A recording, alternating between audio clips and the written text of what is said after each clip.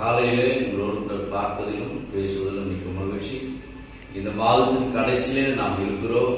கர்த்தர் கடந்த நாட்கள் எல்லாம் நம்மளை கண்மணி போல பாதுகாத்தார், கண்மணி போல நடத்தினார், கண்மணி போல நம்மளை நடத்தி வந்த தேவனுக்கு நாம் நன்றி சொல்ல வேண்டும். அல்லேலூயா. இந்த காலையிலே கர்த்தருடைய சமூகத்திலே நாம் வேதத்தின் வார்த்தையை வாசிக்க போகிறோம். சங்கீதக்காரன் இப்படியாய் சொல்லுகிறார், 37:4 கர்த்தரிடத்தில் மனமகிழ்ச்சியாயிரு, அவர் இதயத்தின் வேண்டுதலை உனக்கு அருள் செய்வார். நாம் கர்த்தரிடத்திலே மனமகிழ்ச்சியாக இருக்க வேண்டும் என்று சொன்னால் வேதத்தினுடைய மகத்துவங்களை நாம் வாசிக்க வேண்டும். வேதத்தினுடைய மகத்துவமுள்ள வார்த்தைகளை நாம் வாசிக்க வேண்டும். தேவனை நாம் துதிக்க வேண்டும், தேவனை ஆர்ப்பரிக்க வேண்டும், ஆராதனை செய்வதாக இருக்க வேண்டும்.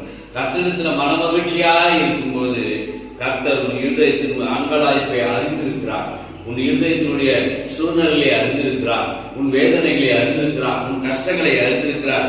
அவர் உனக்கு விடுதலை செய்து உனக்கு அருள் செய்கிற தேவனாய் இருக்கிறார்.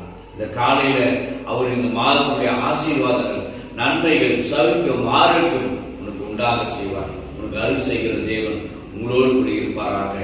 இயேசுவின் நாமத்தில் ஜீவன் நல்ல பிதாவே.